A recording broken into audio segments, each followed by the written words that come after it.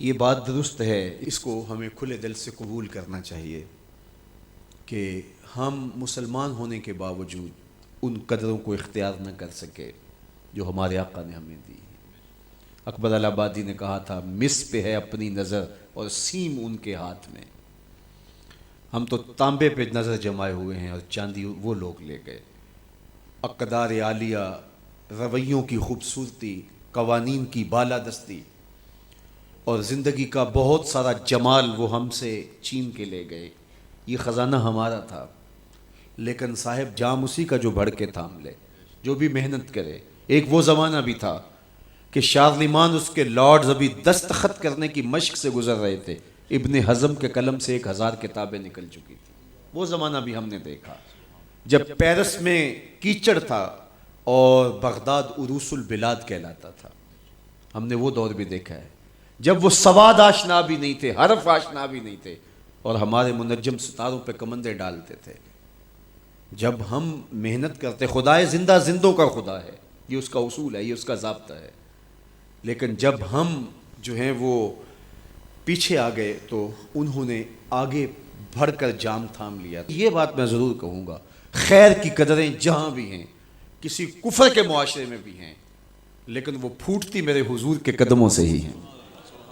چوکھٹ اسی سے ہی فیض اور نور اور روشنی پھوٹی ہے، اجالے یہیں سے گئے ہیں، ورنہ انسان آج بھی زنجیروں میں جکڑا ہوتا. وہ کیسا سماج تھا کہ جب بیٹی کو زندہ درگور کر کے باپ آتا تھا تو معاشرہ اسے داد دیتا تھا کہ تو نے اپنی آبرو بچا لی ہے، تو نے اپنی عزت بچا لی ہے.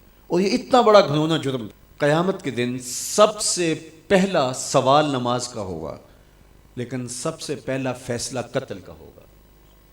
دوسرے لفظوں میں یوں کہہ لیجئے، حقوق اللہ میں سب سے پہلے نماز کا سوال ہوگا، اور حقوق العباد میں سب سے پہلا فیصلہ جو ہے وہ قتل کا ہوگا.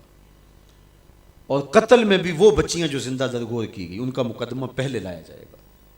قرآن بتاتا ہے وَإِذَا الْمَوْءُودَةُ سُئِلَتْ بِأَيِّ ذَنبٍ قُتِلَتْ. قبروں میں گڑی ہوئی بچیاں اٹھائی جائیں گی، اللہ کی عدالت ہوگی، ان کے ظالم باپ کٹہرے میں کھڑے ہوں گے. اللہ ان بچیوں سے پوچھے گا بِأَيِّ ذَنبٍ قُتِلَتْ، تمہیں قتل کیوں کیا گیا؟ اب ان بچیوں کو تو پتہ ہی نہیں ہمیں کیوں قتل کیا گیا. ابھی آنکھ کھلنے نہیں پائی تھی کہ بند کر لی گئی، زبان بولنے نہیں پائی تھی کہ نوچ لی گئی، زندگی کا پھول ابھی کھلا ہی نہیں تھا کہ مرجھا گیا. انہیں تو پتہ ہی نہیں ہمارے ظالم باپوں نے یہ قیامت کیوں اٹھائی، یہ غضب کیوں توڑا، ہمارے معصوم دامن پہ کون سا داغ دیکھا کہ ہمارے ظالم باپوں نے ہماری زندگی نوچ لی. کہتے ہیں گڑھا کھودتے تھے، تاریخ پڑھیں، دل آج بھی خون کے آنسو روتا ہے. اور گڑھا کھود کر کے اس میں کھلونے رکھتے اور بچی وہاں بیٹھ جاتی اور کھلونوں سے کھیلنے لگتی، اور وہ اوپر سے ریت ڈالتے، اور وہ بچی پہلے پہل تو اس کو کھیل سمجھتی اور وہ اس کھیل میں خود شریک ہوتی. لیکن جب اس کے کندھوں سے اوپر تک ریت بڑھتی اور اس کی سانس دبنے لگتی، پھر اسے سمجھ آتی یہ کہانی کوئی اور ہے. پھر وہ معصوم اور ننھے ہاتھ جوڑ کے اپنے باپ سے زندگی کی بھیک مانگتی، لیکن ظالم سفاک باپ ریت ڈالتا اور یوں اس کی سسکیاں، اس کی آہیں، اس کی چیخیں، اس کے آنسو اس ریت میں دب جاتے. اور اس معصوم ننھی چڑیا کے لیے نہ کوئی موم بتیاں جلانے والے تھے، نہ کوئی اس کے لیے احتجاج کرنے والے تھے، اور نہ کوئی اس کی FIR کٹتی تھی. باپ کو بھی داد ملتی، ماں کو بھی داد ملتی. معاشرہ صفاق اس پہ ماتم کرنے کی بجائے اس پہ خوشیوں کا اظہار کرتا. پہلی آواز پورے عرب میں جو اٹھی اور بلند ہوئی وہ میرے حضور کی تھی. بیٹیوں کو قتل کرنے والوں سن لو، میری فاطمہ میرے جگر کا ٹکڑا ہے. یہ پہلی آواز تھی. یہ صرف کلمہ محبت ہی نہیں ہے، اس ظالمانہ سماج کے خلاف جو ہے وہ علم جہاد میرے حضور نے بلند کیا. میری بیٹی میرے جگر کا ٹکڑا ہے. اور کہا جو 2 بیٹیاں، 2 بہنیں اللہ کی رضا کے لیے پروان چڑھائے اور ان کا نکاح کر دے، قیامت کے دن وہ یوں میرے نیڑے ہوگا جس طرح یہ 2 انگلیاں کری. یہ جب میرے حضور نے فرمایا، مجمع سے ایک شخص کھڑا ہو گیا، حضور کیا جس کی 2 بیٹیاں نہیں ہیں اس کو یہ اعزاز نہیں ملے گا؟ کسی بیچارے کی 2 بیٹیاں نہ ہو، 1 بیٹی ہو، تو کیا اس کو یہ اعزاز نہیں ملے گا کہ وہ آپ کا ساتھ پائے؟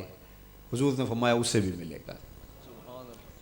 لیکن میں آپ کو دعوت فکر دیتا ہوں کہ اس سوال کے پیچھے کی کیفیت دیکھیے. اس کی 1 بیٹی تھی، کہاں بیٹیاں زندہ درگور ہو رہی ہیں اور کہاں ایک بیٹی والا کہتا ہے کاش کہ میری بھی 2 بیٹی۔ یہ تھا لایا ہوا میرے حضور کا نظام۔ بیٹیوں والے فخر کرنے لگے کہ ہماری بیٹیاں، یہ ہماری بخشش کی ضمانت ہوگی، 2 بیٹیوں کا نکاح کر لو، بخشش کی ضمانت۔